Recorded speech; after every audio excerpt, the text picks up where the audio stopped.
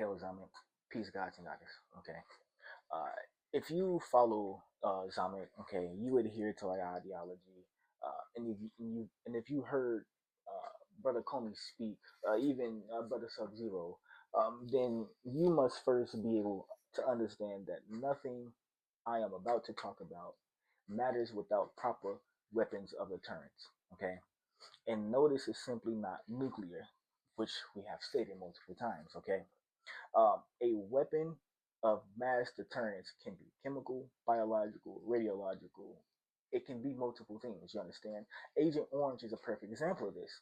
This was a chemical that was dispersed. That was dispersed via air in Vietnam, okay, and this devastated crops. It created birth defects and different cancers, and it created very long-term soil contamination. Okay, simple things like a herbicide are weapons of mass deterrence.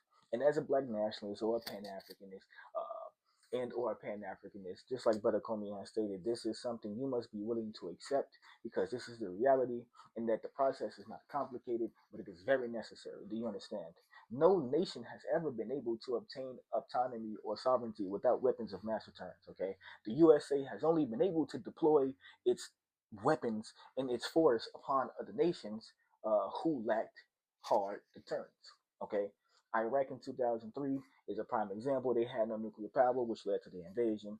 Afghanistan in 2001 had very weak deterrence, which led to their occupation. Okay, and in 2011, well, Libya just kind of said fuck it, and well, look how that turned out for them. And well, Ukraine. Okay, dude, what do I have? What look where it got Ukraine.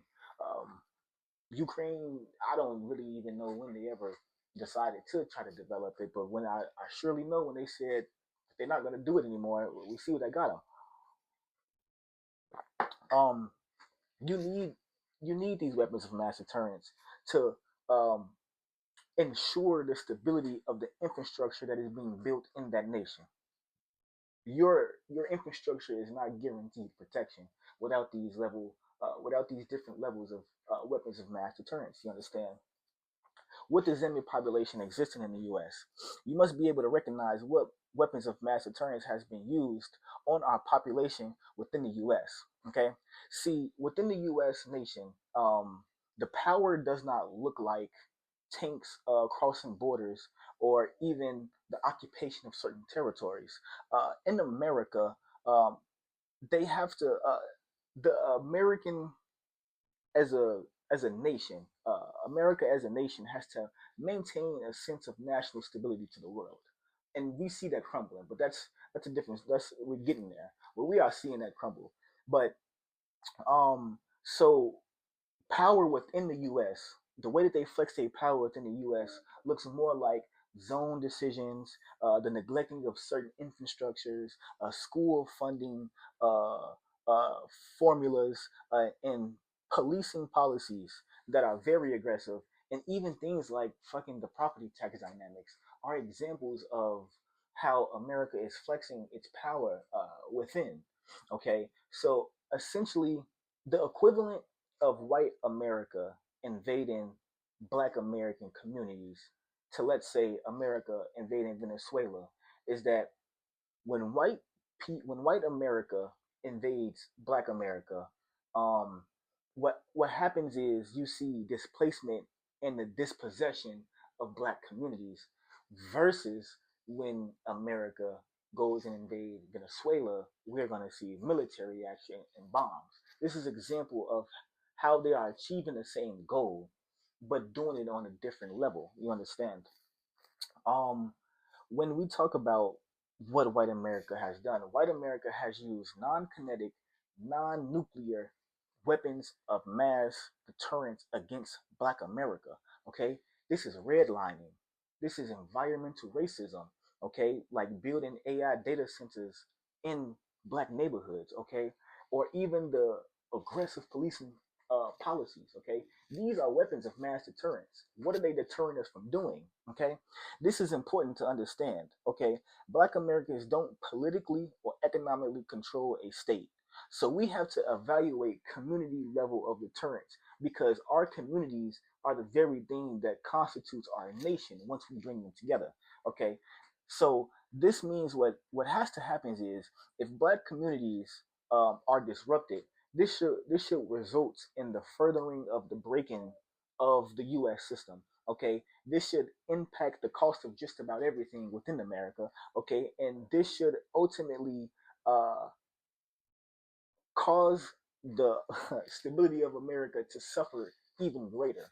So what I am saying is when our communities are attacked or disrupted in the process of being built on a community level, our weapon of mass deterrence has to equate to those things, to the disruptions of the American economy, to the disruptions of the political life and the stability. Do you understand? It has to have grave repercussions to the already crumbling system that is America.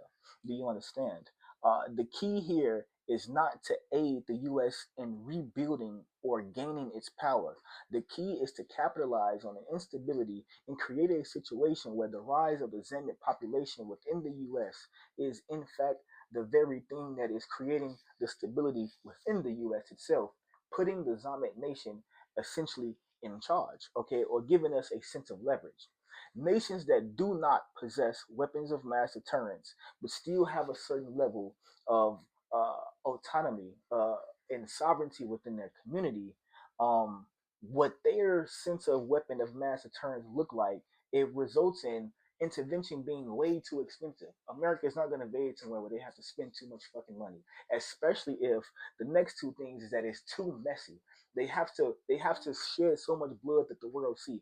America will not do that. And the third thing is that it has to just not it cannot be worth it. You understand? America is not going to waste money publicly almost humiliate or publicly incriminate itself is better. It is okay. It is not gonna waste money. It is not gonna publicly incriminate itself for something that they do not see as worth it. A nation becoming sovereign is worth it. Do you understand?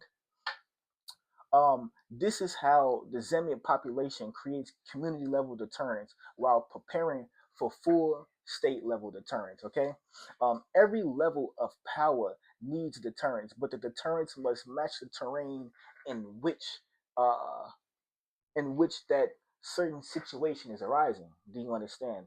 This video is about understanding the opportunity that the instability of the U.S. nation has created. Okay, we are not captains of this sinking ship. Okay, and we have never even really been members of this ship that we are aboard. But as this ship sinks and pieces from it fall off, we use these same pieces to then in turn create our own ship to then be the captain of.